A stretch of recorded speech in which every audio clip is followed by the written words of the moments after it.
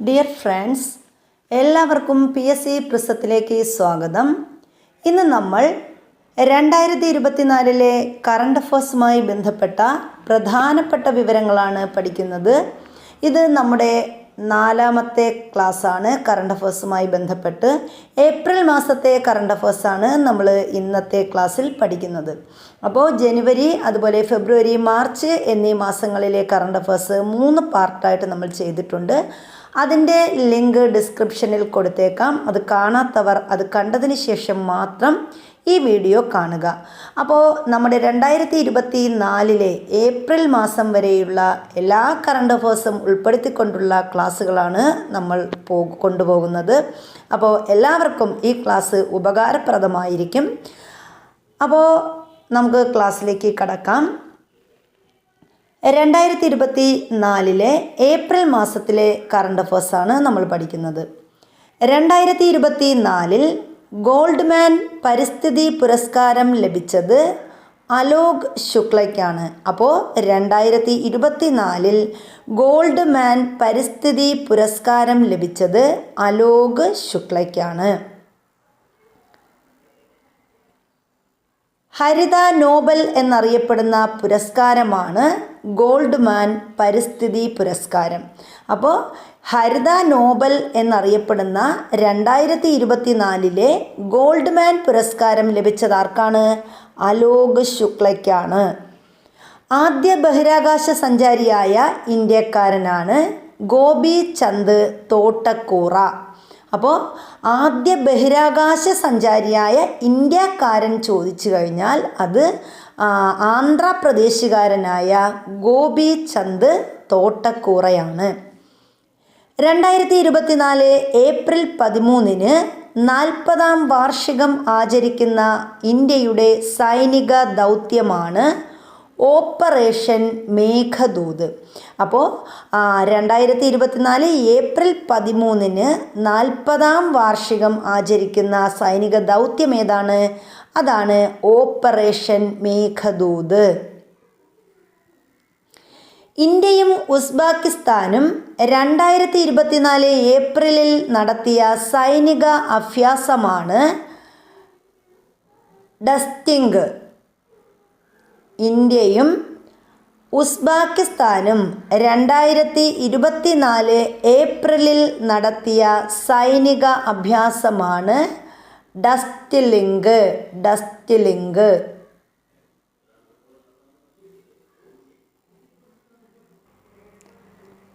ഡസ്റ്റിലിംഗ് ആണ് ഇന്ത്യയും ഉസ്ബെക്കിസ്ഥാനും തമ്മിൽ നടന്ന സൈനിക അഭ്യാസം. ഡസ്റ്റിലിംഗ്.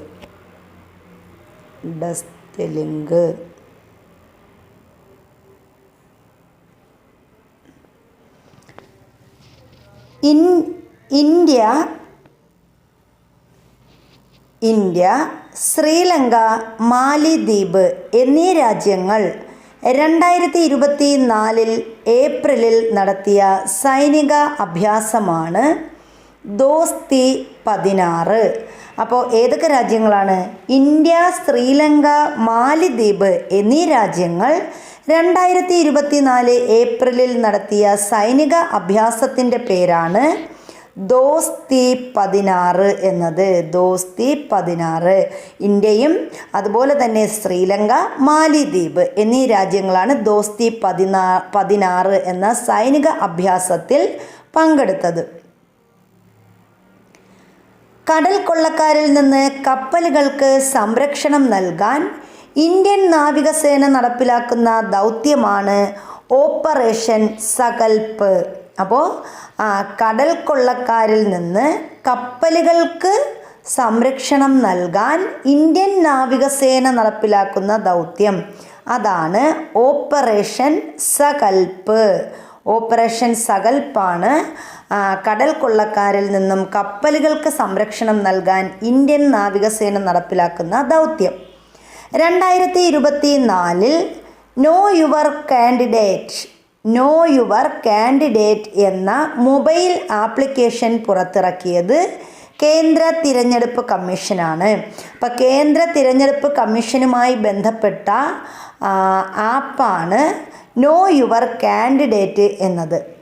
അപ്പോൾ ഈ മൊബൈൽ ആപ്ലിക്കേഷൻ തിരഞ്ഞെടുപ്പുമായി ബന്ധപ്പെട്ട് 2024 നമ്മുടെ കേന്ദ്ര തിരഞ്ഞെടുപ്പ് കമ്മീഷൻ പുറത്തിറക്കിയതാണ് നോ യുവർ കാൻഡിഡേറ്റ്.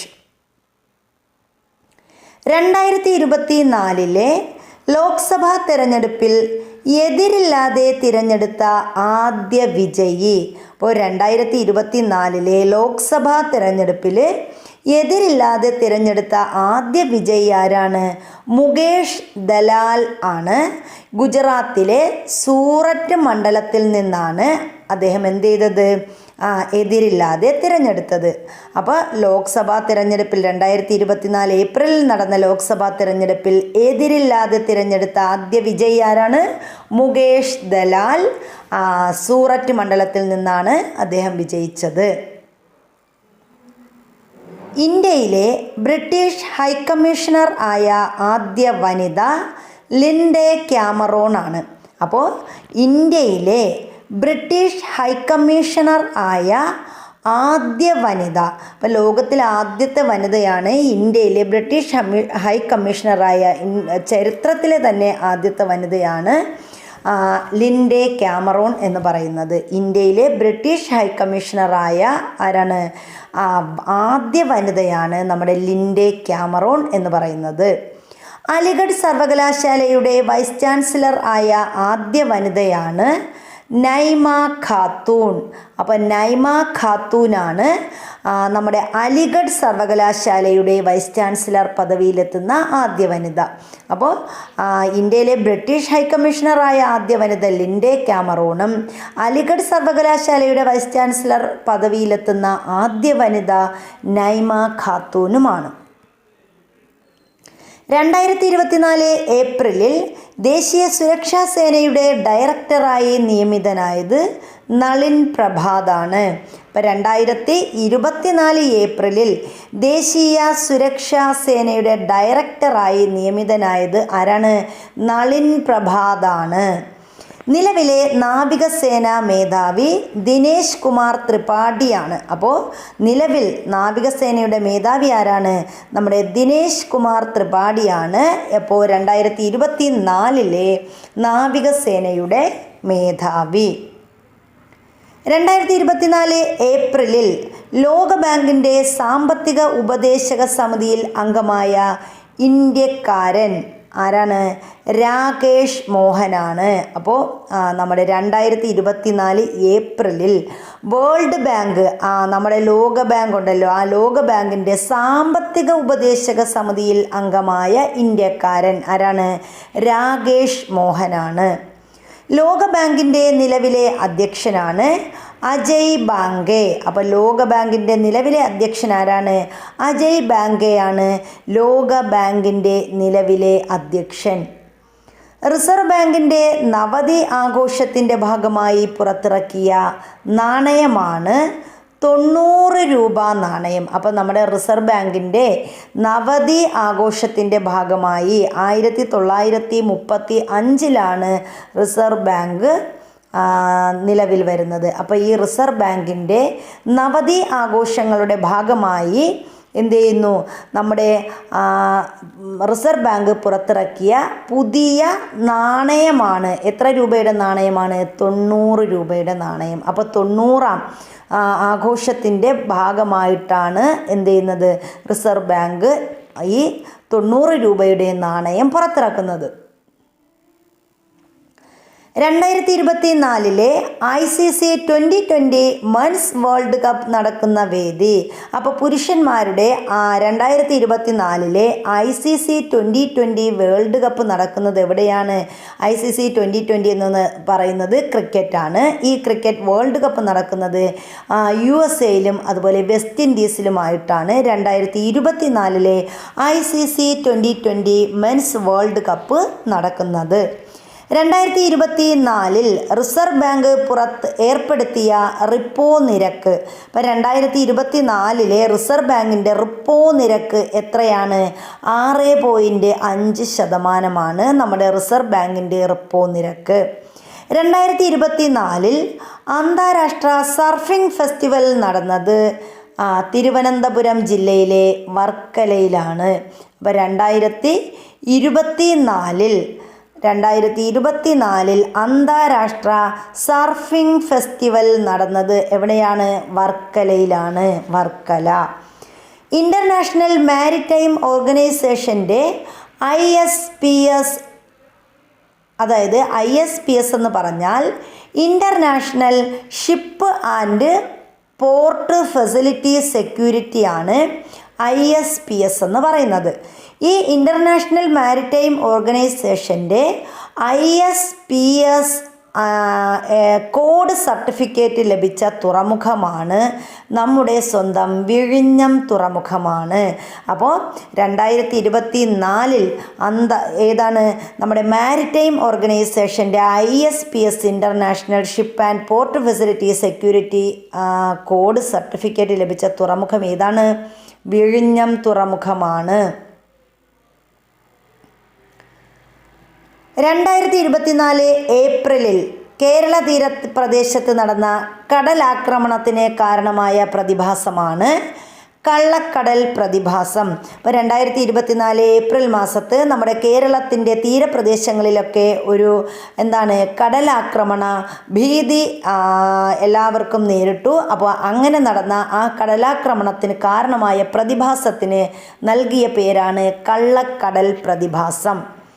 2024 ഏപ്രിലിൽ വാഗമണ്ണിൽ നിന്ന് കണ്ടെത്തിയ പുതിയ ഇനം സസ്യമാണ് ലിറ്റ്സിയ വാഗമണിക്ക. അപ്പോൾ നമ്മൾ 2024 ഏപ്രിൽ മാസത്തിൽ വാഗമണിൽ നിന്ന് ഒരു പുതിയ ഇനം സസ്യത്തെ കണ്ടെത്തി. ആ സസ്യത്തിൻ്റെ പേരാണ് എന്ത്? ലിറ്റ്സിയ വാഗമണിക്ക. ലിറ്റ്സിയ വാഗമണിക്ക എന്നതാണ് ആ സസ്യത്തിൻ്റെ പേര്. കേരളത്തിൽ ഏറ്റവും കൂടുതൽ തുമ്പി ഇനങ്ങൾ കാണപ്പെടുന്ന വന്യജീവി സങ്കേതം ഏതാണ്? അപ്പോൾ നമ്മുടെ കേരളത്തിൽ ഏറ്റവും കൂടുതൽ തുമ്പി ഇനങ്ങൾ കാണപ്പെടുന്നത് ശെന്തുരുണി വന്യജീവി സങ്കേതത്തിലാണ്, കൊല്ലം ജില്ലയിലാണ്. അപ്പോൾ കൊല്ലം ജില്ലയിലെ ശെന്തുരുണി വന്യജീവി സങ്കേതത്തിലാണ് ഏറ്റവും കൂടുതൽ എന്ത് കാണപ്പെടുന്നത്? തുമ്പി ഇനങ്ങൾ കാണപ്പെടുന്നത്.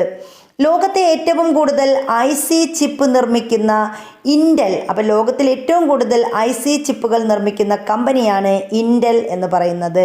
അപ്പോൾ ഇൻ്റലിൻ്റെ ഇന്ത്യൻ റീജിയണൽ മേധാവിയായി നിയമിക്കപ്പെട്ട മലയാളിയാണ് സന്തോഷ് വിശ്വനാഥൻ. അപ്പോൾ നമ്മുടെ ഇൻ്റലിൻ്റെ ഇന്ത്യൻ റീജിയണൽ മേധാവിയായി നിയമിക്കപ്പെട്ട മലയാളി ആരാണ്? സന്തോഷ് വിശ്വനാഥനാണ്. ഇന്ത്യയിലെ ആദ്യ AI അധിഷ്ഠിത സോഫ്റ്റ്വെയർ എഞ്ചിനീയറാണ് ദേവിക. അപ്പോൾ ഇന്ത്യയിലെ ആദ്യത്തെ AI അധിഷ്ഠിത സോഫ്റ്റ്വെയർ എഞ്ചിനീയർ ആരാണ്? ദേവികയാണ്. ജീവിതം ആടുജീവിതം ഓർമ്മകളിലെ മരുക്കാറ്റ്. അപ്പോൾ എന്താണ് പേര്? ജീവിതം ആടുജീവിതം ഓർമ്മകളിലെ മരുക്കാറ്റ് എന്ന കൃതി രചിച്ചത് ബ്ലസ്സിയാണ്. നമ്മുടെ ആടുജീവിതം എന്ന സിനിമ സംവിധാനം ചെയ്ത ബ്ലസ്സിയുടെ ആത്മകഥയാണ്, അല്ലെങ്കിൽ അദ്ദേഹത്തിൻ്റെ കൃതിയാണ്. ആത്മകഥയല്ല, അദ്ദേഹം രചിച്ച കൃതിയാണ് ഏത്? ജീവിതം ആടുജീവിതം ഓർമ്മകളിലെ മരുക്കാറ്റ്. ഇപ്പം ജീവിതം ആടുജീവിതം ഓർമ്മകളിലെ മരുക്കാറ്റ് എന്ന് പറയുന്ന കൃതി ആരുടേതാണ്? ബ്ലസ്സിയുടേതാണ്.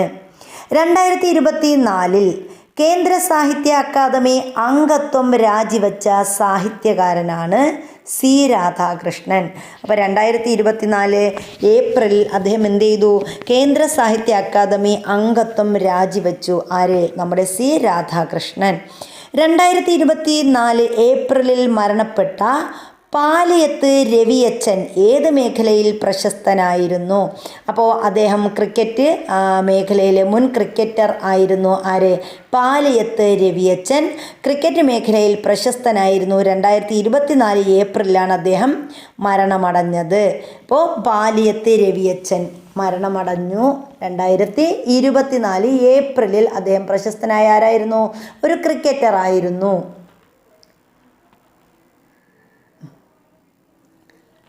മികച്ച ഗോൾ കീപ്പർക്കുള്ള 2023 ഹോക്കി ഇന്ത്യ അവാർഡ് നേടിയത് PR ശ്രീജേഷ് ആണ്.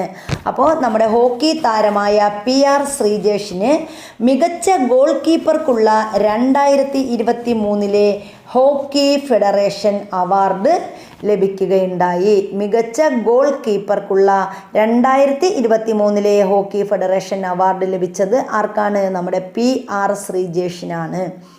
മികച്ച പുരുഷ താരത്തിനുള്ള 2023 ഹോക്കി ഇന്ത്യ അവാർഡ് ലഭിച്ചത്. അപ്പോൾ മികച്ച ഗോൾ കീപ്പർക്ക് ചോദിച്ചാൽ ആരാണ്? PR ശ്രീജേഷ് ആണ്.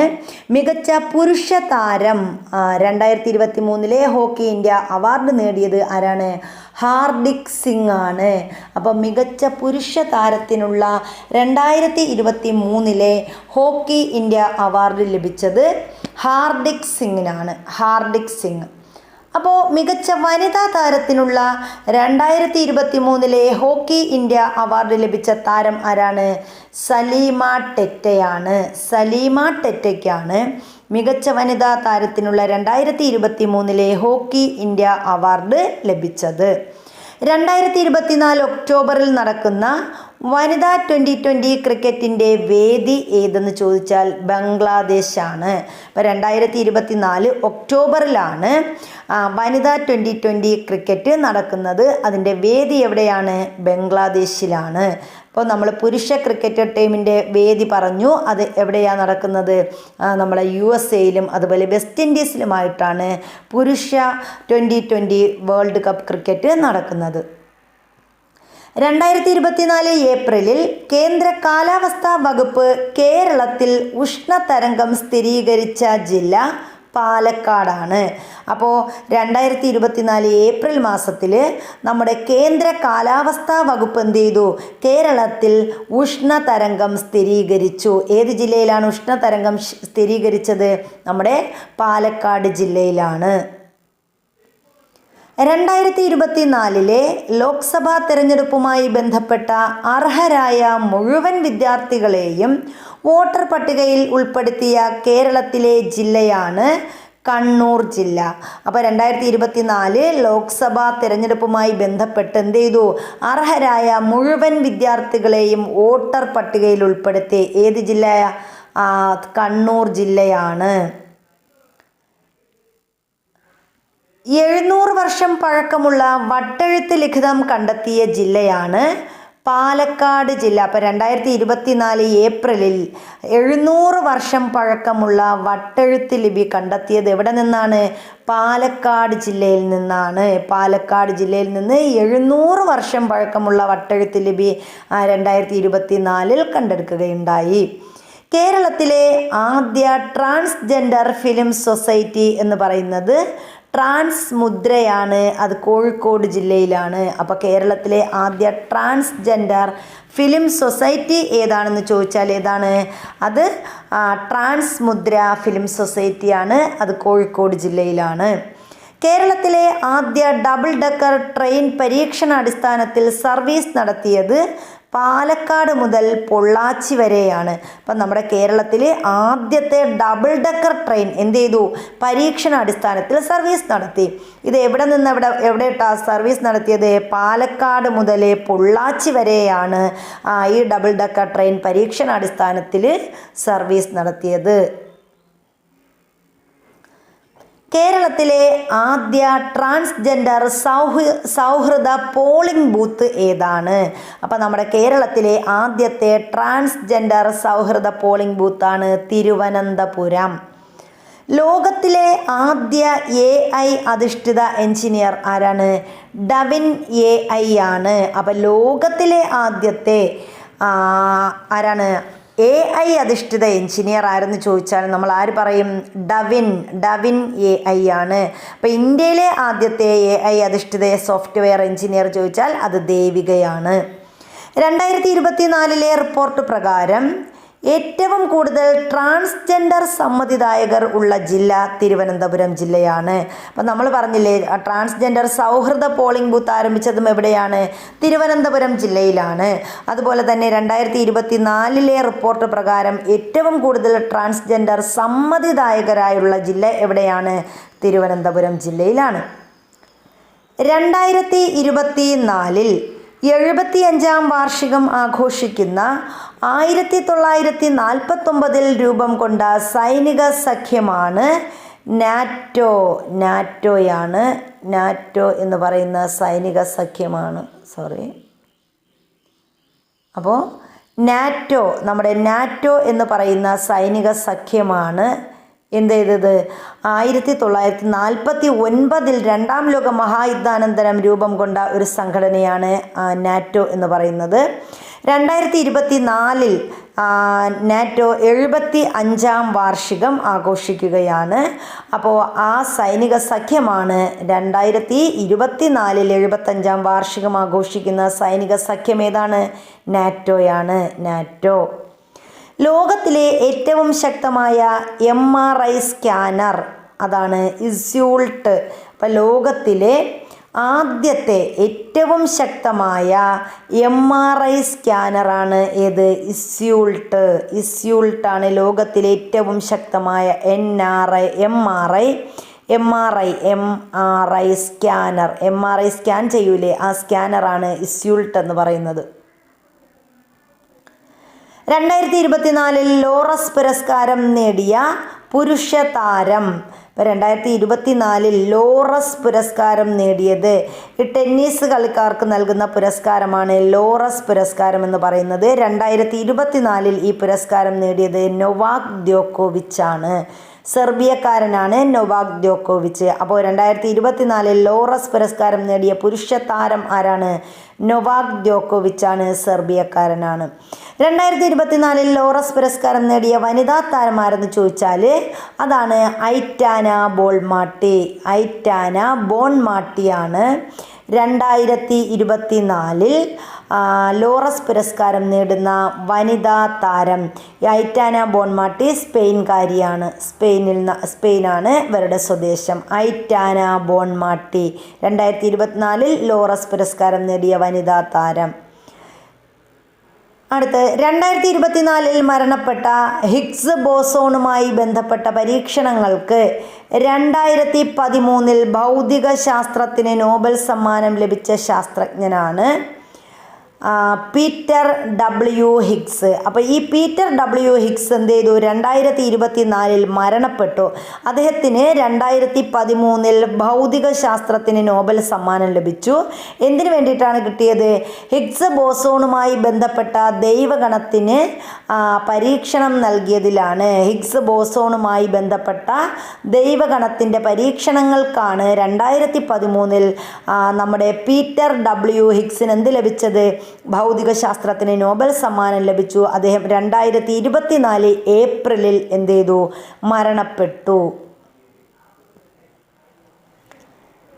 2024 ഏപ്രിൽ 23 ലോക പുസ്തക ദിനമാണ്. 2023 ഏപ്രിൽ 23 എന്ന് പറയുന്നത് ലോക പുസ്തക ദിനമാണ്. അപ്പോൾ 2024 ഏപ്രിൽ 23 ലോക പുസ്തക തലസ്ഥാനമായി യുനെസ്കോ പ്രഖ്യാപിച്ച പട്ടണം ഏത്?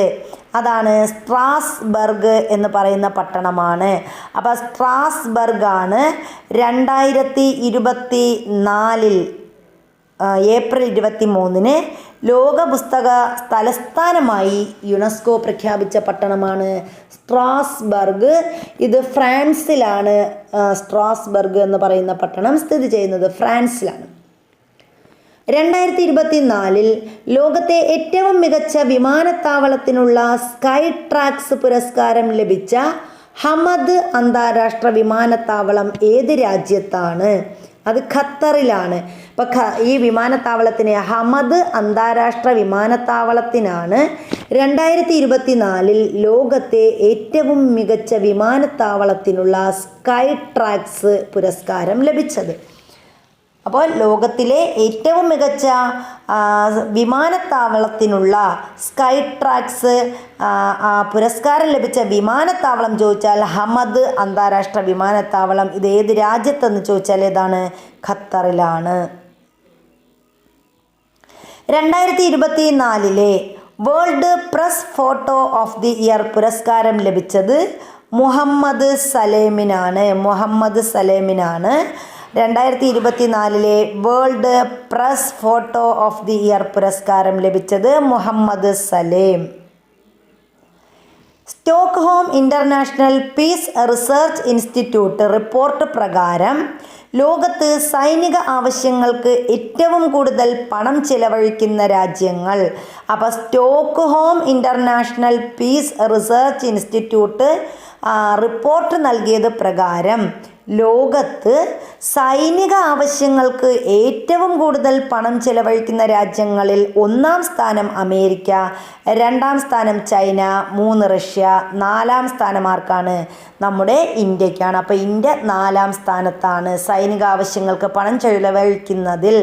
ഇന്ത്യയുടെ സ്ഥാനം എത്രയാണ്? 4-ാം സ്ഥാനം. 1-ാം സ്ഥാനം ആർക്കാണ്? അമേരിക്ക, 2-ാം സ്ഥാനം ചൈന, 3 റഷ്യ, 4 ഇന്ത്യ. ലോക ഓട്ടിസം ബോധവൽക്കരണ ദിനം ഏപ്രിൽ 2 അപ്പോൾ ഓട്ടിസം ബോധവൽക്കരണ ദിനം എന്ന് പറയുന്നത് ഏപ്രിൽ 2 ലോക ഓട്ടിസം ബോധവൽക്കരണ ദിനം എന്നു ചോദിച്ചാൽ എന്നാണ്? ഏപ്രിൽ 2 2024 ഏപ്രിൽ 7 നമ്മുടെ ഏപ്രിൽ 7 എന്ത്?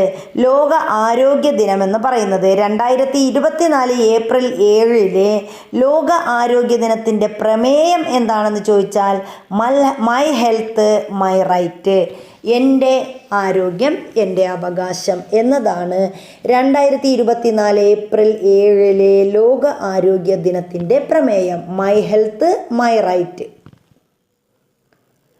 ലോകാരോഗ്യ സംഘടനയുടെ 2024 റിപ്പോർട്ട് പ്രകാരം ഏറ്റവും കൂടുതൽ ഹെപ്പറ്റൈറ്റിസ് രോഗബാധിതരുള്ള രാജ്യം ചൈനയാണ്. അപ്പോൾ 2024 നമ്മുടെ ലോകാരോഗ്യ സംഘടനയുടെ റിപ്പോർട്ട് പ്രകാരം ഏറ്റവും കൂടുതൽ ഹെപ്പറ്റൈറ്റിസ് രോഗബാധിതരുള്ള രാജ്യം ഏതാണ്? ചൈനയാണ്. അതുപോലെ 2-ാം സ്ഥാനത്ത് നിൽക്കുന്നത് ആരാണ്? നമ്മുടെ സ്വന്തം ഇന്ത്യയാണ്. H5N1 എന്ന് പറയുന്നത് പക്ഷിപ്പനിയാണ്. H5N1 പക്ഷിപ്പനി മനുഷ്യനിൽ സ്ഥിരീകരിച്ച രാജ്യം USA, അമേരിക്കയിലാണ്. H5N1 പക്ഷിപ്പനി ആരിൽ സ്ഥിരീകരിച്ചത്? മനുഷ്യനിൽ സ്ഥിരീകരിച്ചത്. 2024 ഏപ്രിലിൽ പൊട്ടിത്തെറിച്ച റുവാങ് അഗ്നിപർവ്വതം ഏത് രാജ്യത്താണ്? അപ്പോൾ 2024 ഏപ്രിലിൽ ഒരു അഗ്നിപർവ്വതം പൊട്ടിത്തെറിച്ചു. ആ അഗ്നിപർവ്വതത്തിൻ്റെ പേരാണ് റുവാങ്. ഈ റുവാങ് അഗ്നിപർവ്വതം ഏത് രാജ്യത്താണ്? ഇന്തോനേഷ്യയിലാണ്. 2024 ഏപ്രിലിൽ ഊർജ പ്രതിസന്ധി കാരണം അടിയന്തരാവസ്ഥ പ്രഖ്യാപിച്ച രാജ്യമാണ് ഇക്വഡോർ. അപ്പോൾ 2024 ഏപ്രിലിൽ അടിയന്തരാവസ്ഥ പ്രഖ്യാപിച്ചു. എന്തിനു വേണ്ടിയിട്ടാ? ഊർജ പ്രതിസന്ധി കാരണം അടിയന്തരാവസ്ഥ പ്രഖ്യാപിച്ച രാജ്യമാണ് ഇക്വഡോർ. 2024 ഏപ്രിലിൽ ഇന്ത്യയുടെ സൂപ്പർസോണിക് മിസൈലായ ബ്രഹ്മോസ് മറ്റൊരു രാജ്യത്തിന് നൽകുകയുണ്ടായി. ഏത് രാജ്യത്തിനാണ് നമ്മുടെ ബ്രഹ്മോസ് നൽകിയതെന്ന് ചോദിച്ചാൽ അത് ഫിലിപ്പൈൻസിനാണ്. ഫിലിപ്പൈൻസ്. ഇപ്പോൾ 2024 ഏപ്രിലിൽ ഇന്ത്യയുടെ സൂപ്പർസോണിക് മിസൈലായ ബ്രഹ്മോസ് നൽകിയത് ഏത് രാജ്യത്തിനാണ്? ഫിലിപ്പൈൻസിനാണ്. 2024 മൂന്നാമത് ലതാ മങ്കേഷ്കർ പുരസ്കാരം ലഭിച്ചത് അമിതാഭ് ബച്ചനാണ്. ഇപ്പോൾ 2024 മൂന്നാമത് ലതാ മങ്കേഷ്കർ പുരസ്കാരം ലഭിച്ചത് ആർക്കാണ്? അമിതാഭ് ബച്ചനാണ്. അപ്പോൾ ഒന്നാമത് ലതാ മങ്കേഷ്കർ പുരസ്കാരം ലഭിക്കുന്നത് നമ്മുടെ പ്രധാനമന്ത്രിയായ നരേന്ദ്രമോദിക്കാണ്. 2022 നരേന്ദ്രമോദിക്കാണ് എന്ത് കിട്ടുന്നത്? നരേന്ദ്രമോദിക്കാണ് നമ്മുടെ 2022 ലതാ മങ്കേഷ്കർ പുരസ്കാരം ആദ്യമായി കിട്ടുന്നത്. ഇനി 2023 അത് ആശാ ഭോസ്ലേക്കാണ് ലഭിക്കുന്നത്. ആശാ ആശാ ഭോൺസ്ലേക്കാണ്.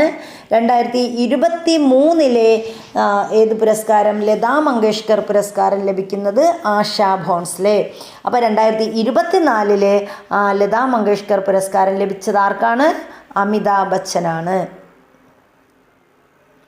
2024 77ാമത് കാൻ ഫിലിം ഫെസ്റ്റിവലിൽ പാം ഡിയോർ പുരസ്കാരത്തിന് വേണ്ടി തിരഞ്ഞെടുക്കപ്പെട്ട ഇന്ത്യൻ സിനിമയാണ് all we imagine as light.